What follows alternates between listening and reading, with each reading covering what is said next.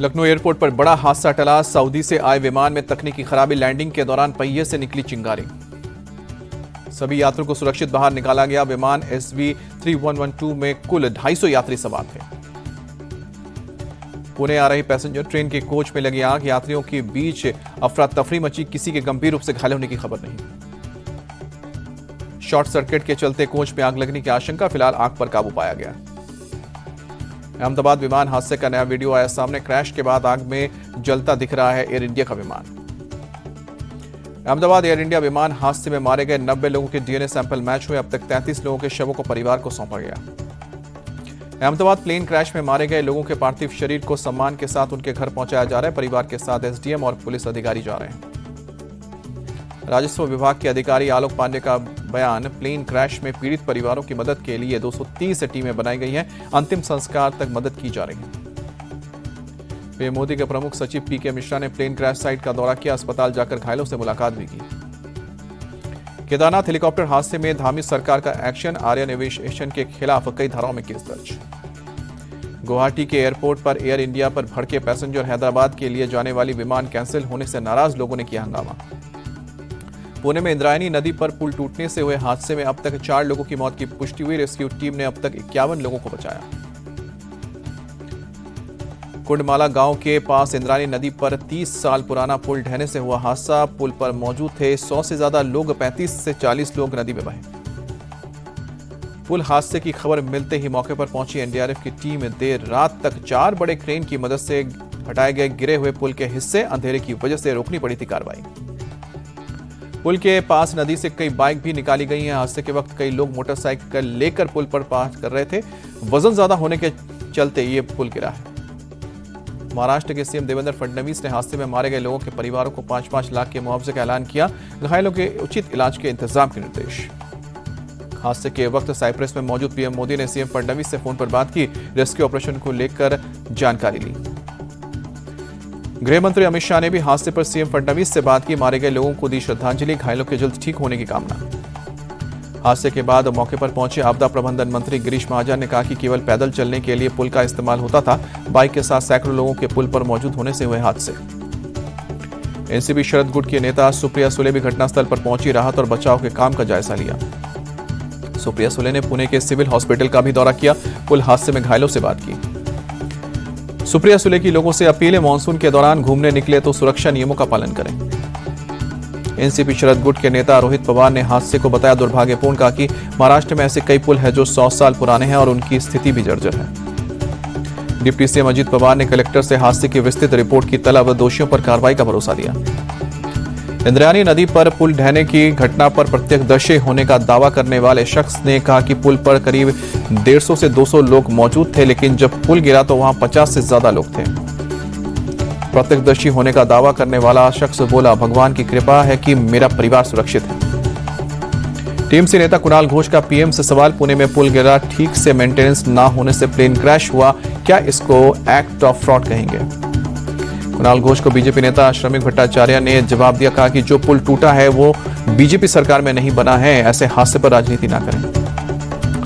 PM Modi ने Cyprus में business round table सम्मेलन में शिरकत की। राष्ट्रपति निकोलस ने भी मौजूद रहे। पीएम मोदी ने साइप्रस के बिजनेस लीडर्स को किया संबोधित। व्यापार, निवेश और रक्षा जैसे क्षेत्रों में द्विपक्षीय सहयोग को मजबूत करने का आह्वान किया। पीएम मोदी और राष्ट्रपति निकोलस के बीच हुई द्विपक्षीय वार्ता। मोदी ने कहा कि भारत और साइप्रस का रिश्ता मजबूत है, इसे आगे बढ़ने की संभावनाएं भी हैं। ईरान ने इजरायल के तटीय इलाकों पर किया ताजा मिसाइल अटैक। धमाके के बाद इमारत और सड़कों पर खड़ी गाड़ियों में आग की ऊंची लपटें उठती नजर आई। मिसाइल अटैक के बाद फायर ब्रिगेड की टीम आग पर काबू पाने की कोशिश जारी। फिलहाल किसी के मारे जाने या फिर घायल होने की खबर नहीं है। रेस्क्यू टीम राहत और बचाव में जुटी है। उत्तरी इजरायल में भी ईरानी मिसाइल की भारी तबाही, कमर्शियल इमारत को टारगेट करके फायर किया गया। इजरायली इमरजेंसी सर्विस मौके पर राहत और बचाव के काम में जुटी। इजरायल पर ईरान के मिसाइल अटैक लगातार जारी। देर रात तेल अवीव के आसमान पर दिखी ईरानी मिसाइल से डिफेंस सिस्टम ने कई मिसाइल्स को हवा में दबा किया। कई धमाके भी सुने गए। ईरानी मिसाइल अटैक के बाद तेज सायरन की आवाज से गूंज उठा तेल अवीव। इमारतों से निकलकर बम शेल्टर्स में पहुंचे लोग। इजरायल ईरान के बीच भीषण जंग तेज। इजरायली हमले में ईरान के IRGC खुफिया संगठन के प्रमुख जनरल मोहम्मद काजमी की मौत, उप प्रमुख जनरल हसन मोहक्की की भी जान गई। इजरायली सेना ने ईरान के न्यूक्लियर प्रोजेक्ट के हेडक्वार्टर को भी बमबारी में तबाह करने का दावा किया। कहा कि टारगेट को उड़ाने का वीडियो भी जारी हुआ। इजरायल ने रविवार को पूरे दिन तेहरान के कई इलाकों पर की है बमबारी। तेहरान के कई इलाकों में धमाके की आवाज सुनी गई। आसमान में छाया काले धुएं का गुबार। इजरायल ने माना कि ईरान के 22 मिसाइल इसके एयर डिफेंस सिस्टम को चकमा देने में कामयाब रहे। रविवार तक ईरान ने कुल 270 मिसाइलें दागी।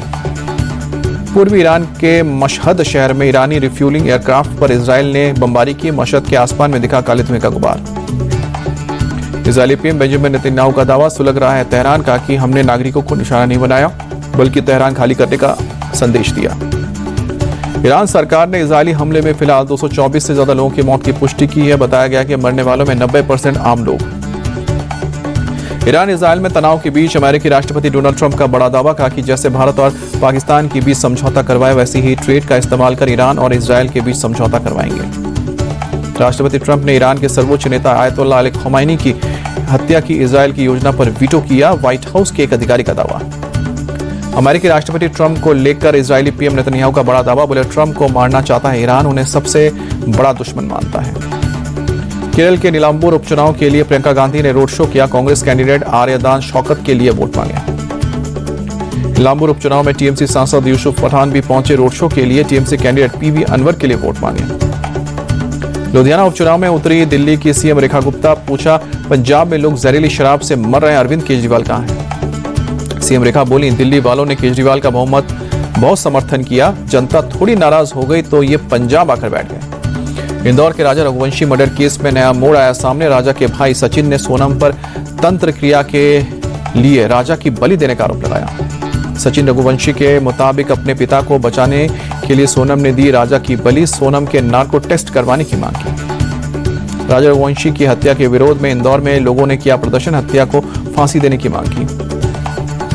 एनकाउंटर में मारा गया वांटेड अपराधी शाहरुख। सोलापुर में पुणे क्राइम ब्रांच की टीम ने ढेर किया। 23 साल के शाहरुख पर कई केस दर्ज थे। सोलापुर एनकाउंटर में सपा विधायक अबू आजमी ने उठाए सवाल। कहा कि शाहरुख के एनकाउंटर की होनी चाहिए जांच। अगर आरोपी ने 7 राउंड फायर किया है तो गोलियां कहां हैं? जम्मू कश्मीर के रियासी में भड़की जंगल की आग। आसपास के इलाकों में भरा धुआं। जंगल का एक बड़ा हिस्सा आग की चपेट में आया। तेज हवाओं के चलते आग फैलती जा रही है। दमकल की टीम ने काफी मशक्कत के बाद आग पर काबू पाया। आसपास रहने वाले लोगों को अलर्ट किया है।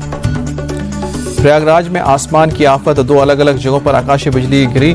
चपेट में आने से 5 लोगों की मौत हुई। मुंबई में भारी बारिश से कई इलाकों में जल भराव। लोगों की परेशानी बढ़ी। गाड़ियों की रफ्तार पर ब्रेक। नवी मुंबई में भी बदला मौसम का मिजाज। शहर के कई हिस्सों में हुई तेज बारिश। सड़कों पर गाड़ियों की रफ्तार हुई धीमी।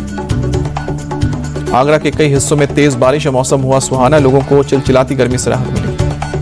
अयोध्या में बदला मौसम का मिजाज। सुबह सुबह तेज बारिश के साथ हल्की बारिश हुई है। मौसम हुआ खुशनुमा।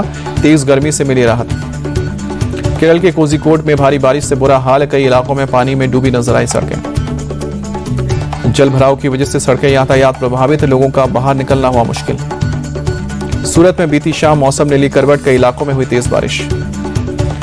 बारिश की वजह से लोगों को गर्मी से मिली राहत। सड़क पर थमी गाड़ियों की रफ्तार। केंद्रीय मंत्री पीयूष गोयल ने तिरुमला में पूजा की। भगवान वेंकटेश्वर का लिया आशीर्वाद। आंध्र प्रदेश सरकार के मंत्री सत्य प्रसाद और टीजी भारत मौजूद थे। उज्जैन में बीजेपी सांसद रवि किशन बाबा महाकाल के दर्शन के लिए पहुंचे। नंदी हॉल में बैठकर पूजा की। मनाली में हुए बारिश से मौसम हुआ सुहाना। पर्यटकों में उत्साह। देश और विदेश से पहुंच रहे पर्यटक। दुकानदारों के चेहरे खिले। अंतर्राष्ट्रीय योग दिवस से पहले जयपुर में योग कार्यक्रम। विधानसभा अध्यक्ष वासुदेव देवनानी समेत कई विधायक शामिल हुए। योग कर लोगों को दिया फिट रहने का संदेश।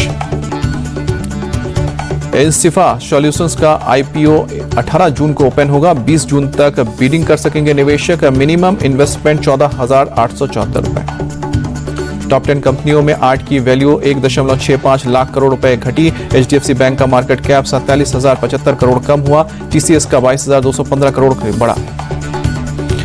अब 1 साल तक फ्री में करें आधार अपडेट। सरकार ने डेडलाइन बढ़ाकर 14 जून 2026 की है। फ्री में नाम पता बदलें। लग्जमबर्ग दुनिया का सबसे अमीर देश। अमेरिका की जीडीपी पर कैपिटा में 7वें स्थान पर। टॉप 10 देशों में चीन शामिल नहीं। वर्ल्ड ऑफ स्टैटिस्टिक्स ने जारी किया है लिस्ट। इंग्लैंड के खिलाफ टेस्ट सीरीज से पहले बोले शुभमन गिल, गंभीर और आगरकर का कोई दबाव नहीं है। लीडर के तौर पर खुद को साबित करना है। टीम इंडिया के टेस्ट कैप्टन शुभमन गिल ने की विराट कोहली पर बड़ी बात। बोले कि मैदान पर बहुत एक्टिव होते हैं विराट, 2 से 3 प्लान के साथ करते हैं कैप्टनसी। विराट ने काफी कुछ सिखाया है। शुभमन गिल बोले, कप्तानी और रणनीति के मामले में रोहित शर्मा काफी एग्रेसिव। सीरीज शुरू होने से पहले रोहित की रणनीति रहती थी साफ, खिलाड़ियों के साथ रोहित का था अच्छा तालमेल। टीम इंडिया के टेस्ट कैप्टन शुभमन गिल का बड़ा बयान, कहा कि ऐसी टीम संस्कृति बनाना चाहता हूं जहां पर हर कोई सुरक्षित और खुश रहे। इंग्लैंड के खिलाफ धमाल मचाने को कुलदीप यादव तैयार, गेंदबाजी के लिए रविंद्र जडेजा रहे हैं टिप्स। कुलदीप यादव ने इंग्लैंड की पिच को स्पिनर्स और बल्लेबाज दोनों के लिए बताया शानदार। पिच से स्पिनर्स को मदद मिलने की जताई उम्मीद। पूर्व भारतीय क्रिकेटर डब्ल्यू.वी. रमन ने किया केएल राहुल पर बयान। बोले कि इंग्लैंड के खिलाफ केएल राहुल के बैटिंग ऑर्डर पर रहेगी नजर, सभी नंबर पर अच्छी बल्लेबाजी करते हैं केएल राहुल। ऑस्ट्रेलिया के पूर्व कैप्टन माइकल क्लार्क ने भारत इंग्लैंड सीरीज को लेकर भविष्यवाणी की। बोले कि 3-2 से टेस्ट सीरीज जीतेगा भारत। शुभमन गिल और ऋषभ पंत से काफी उम्मीद है। माइकल क्लार्क बोले, इंग्लैंड के खिलाफ टेस्ट सीरीज में कुलदीप यादव होंगे गेम चेंजर। कुलदीप की स्पिन में फंसेगा इंग्लैंड। टीम मैनेजमेंट को 5 मैचों में मैदान देना होगा मौका। बीसीसीआई ने न्यूजीलैंड के खिलाफ लिमिटेड ओवर्स की सीरीज के शेड्यूल को किया ऐलान।